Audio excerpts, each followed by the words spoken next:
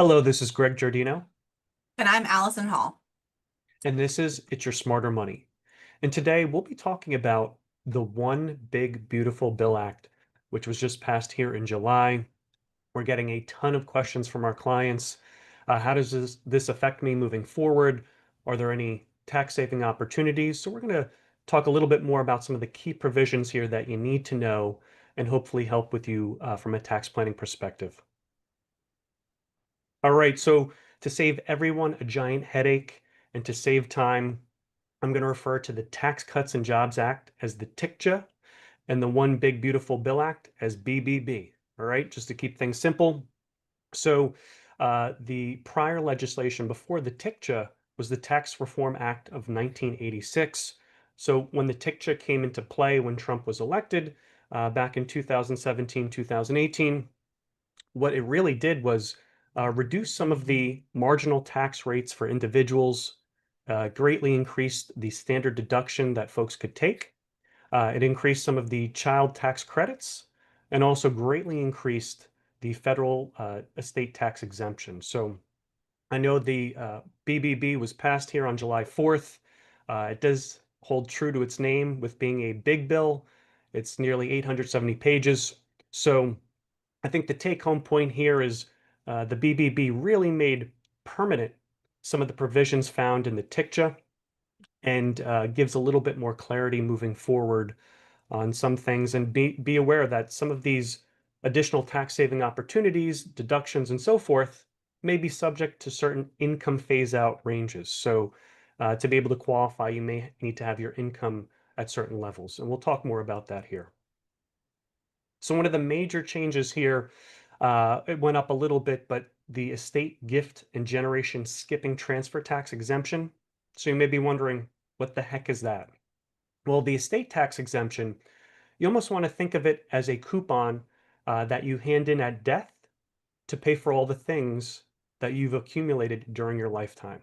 So for most folks with the TICJA, that was around $14 million of a coupon you could have before you were assessed a tax, an estate tax on your net worth. So that was about $28 million married filing jointly couple. And the BBB increased that limit to about $15 million per person. So this is not going to affect a lot of folks that are out there.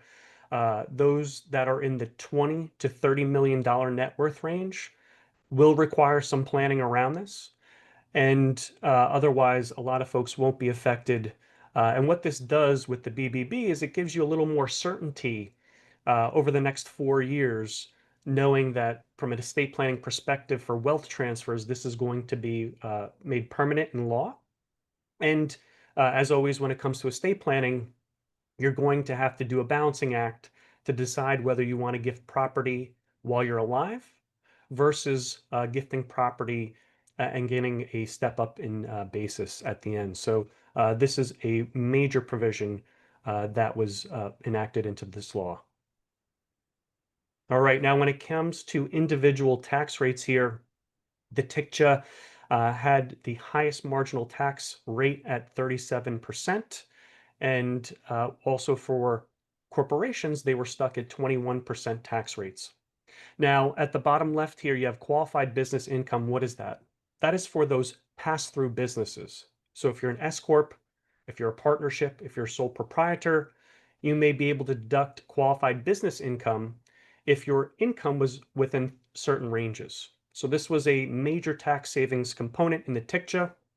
And then moving over to the BBB here, we'll see that qualified business income is the same. That hasn't changed, except that the phase out ability, meaning the income you can have as a business owner, actually expands a little bit. So I believe for single taxpayers, if you're a business owner there, it went from 50,000 to now 75,000 as the starting limit for phase out.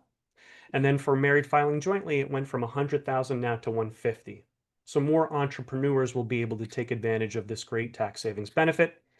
And then also the tax brackets are staying the same. So historically speaking, these aren't the lowest tax rates we've ever seen, but they're pretty darn low historically speaking. So it makes these permanent and is a very good thing.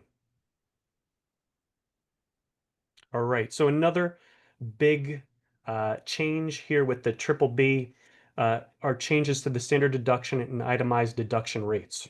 So with the TICJA, it was greatly increased. So for married filing jointly, it's about $30,000. And then for state and local taxes, if you remember with the TICJA, it really was capped at $10,000 for state and local taxes. So this was a real ding, if you will, for those that had really high property taxes over 10,000, and for those that really had high medical expenses or charitable deductions, they were really capped. Now, there's also this pass-through entity tax known as PTET. There's a little loophole. So for those pass-through entities that were S corp, sole proprietors, and so on, at the entity level, it could pay the SALT tax, and then essentially it would allow the entity to pay the tax on behalf of the individual business owner and get a business deduction for those SALT taxes. And then what would happen is the state would then credit a tax payment back to the entity. So the net effect was actually they were able to fully deduct all their SALT taxes. So that loophole still exists for those business owners. And then we also have the mortgage interest debt acquisition. So for those that are taking on a first home or vacation home, if you have 750,000 of indebtedness, you could deduct your mortgage interest. Before the TICJA was passed, the threshold was $1 million of indebtedness on a mortgage. And then for miscellaneous itemized deductions, those were things like paying or deducting tax preparation costs. If you were an employee and your employer did not reimburse you for certain expenses, it still remains that those are eliminated through the TICJA and also with the triple B here. Now, a major change or a big change is they've slightly increased the standard deduction. So it was 30,000 married filing jointly. Now it's about 31,500. However, if you're both age 65 or over for married filing jointly, you can now realize an additional $1,600 each in an additional standard deduction. And now, through the BBB, you could get up to an additional $6,000 each for being 65 or over. So think about it. You could have 31,500. You can have $3,200 if you're both 65 and over. And now you could do 6,000 per person for a maximum deduction of 46,700. However, there's a caveat here. You have to have modified adjusted gross income in certain ranges. So if you have 100 for married filing jointly, 150,000 or less, you both will receive the additional $6,000. They call it senior bonus deduction of 6,000 each. Once you hit 250,000 of modified adjusted gross income, you will not be eligible for both receiving the $6,000 deduction. So keep that in mind. Now, moving to itemized deductions, there is now a much higher SALT cap of now $40,000. It was 10,000 before, as we know, under TICJA. It's now 40,000. But you have to have income within certain ranges. So this applies as well. So for married filing jointly, once you hit 500,000, you can receive the $40,000 cap. However, once you hit 600,000 of modified adjusted gross income, you will not get the 40,000. In fact, you'll get the old $10,000 deduction. Now, this is really important to know. If we have situations where clients are making 500,000 or more, and they want to do, let's say, a Roth conversion of $100,000, well, if you go from 500 to $600,000 on that $100,000 Roth conversion, you're now paying almost like 30% more in tax. And the marginal tax rate on that Roth conversion of $100,000, what you thought you were paying a 35% marginal tax rate could now be as high as 45% at the federal level. And that's not including state tax. So this is something to be really aware of for those high earners that we work with. And then as you can see here, the pass-through entity tax, that remains along with the mortgage interest and miscellaneous itemized deductions. So with that being said, I'm going to swing things over to Allison, and she can talk to you more about some of these other key provisions.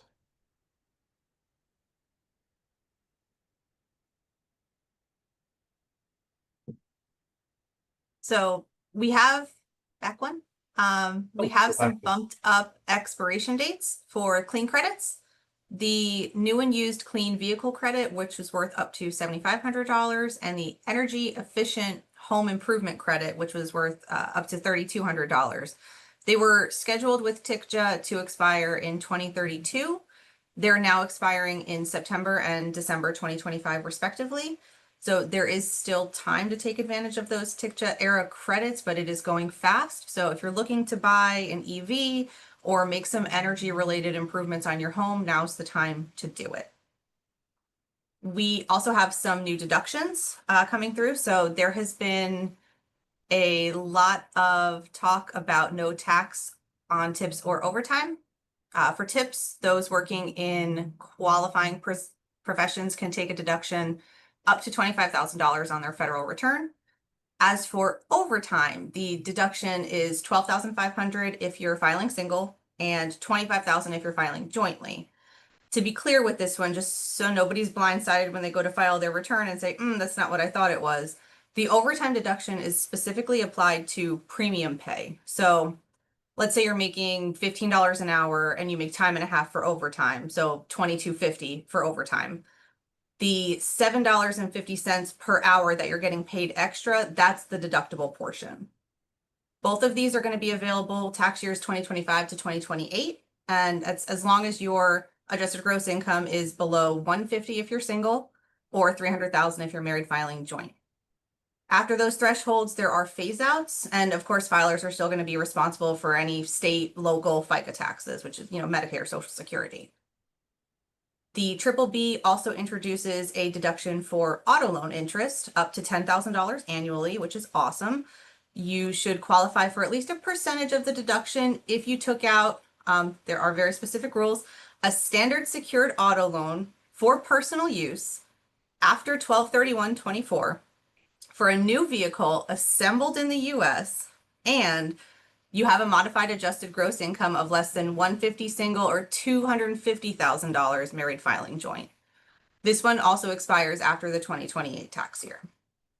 And finally, if you're making cash donations to charitable organizations, you can deduct up to $1,000 filing single or $2,000 filing jointly without having to itemize. So you still get your standard deduction, and then you can also get a tax benefit for that charitable donation. And it's not why you do it, but it's a nice perk. So take advantage of it if you're making those contributions anyway.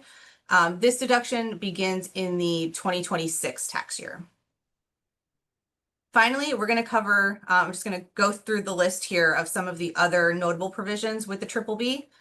There was a creation of Trump accounts, which are tax-deferred savings accounts with a $1,000 federal subsidy for children born between 2024 and 2028. Personal exemptions are now permanently suspended. So we don't have the standard deduction. We only have the standard deduction or itemized expenses at this point. Higher income individuals who are subject to the alternative minimum tax or AMT. With TICJA, they saw increased exemption and higher phase-out thresholds, but they were temporary. So this is one of the ones that Greg was mentioning earlier, that this is now a permanent update. 529 plans, which are tax-deferred education savings accounts, originally used for traditional college. They were expanded back in 2017 to also allow a $10,000 per year withdrawal for K through 12 expenses. That limit was bumped up with the OBBB to $20,000. Additionally, the OBBB is now making it further expanded to include expenses related to homeschooling and also post-secondary credentials such as, like a CPA or a CFP, materials and exam fees. Individuals and families with children are going to see an increase to their child tax credit. Again, back with TICJA, it was increased from $1,000 to $2,000. With the OBBB, we're getting another slight bump. It's now $2,200. And lastly, the threshold to issue a 1099 miscellaneous or NEC, which is used to report non-employee compensation, NEC, was increased from $600 to $2,000. Of course, there's, Greg mentioned it's a big bill. There's plenty more in this recent bill, but this covers, I think, a lot of the legislation that is going to affect the people that we think are watching this, and then the demographics that we're frequently working with. Thank you, Allison. And once again, there's a lot here. So everyone's situation is different. And I think this drives home the point that tax planning is really an important component of maximizing this bill and its different provisions. So once again, we hope you found it valuable today. And until next time, we'll see you soon. Take care.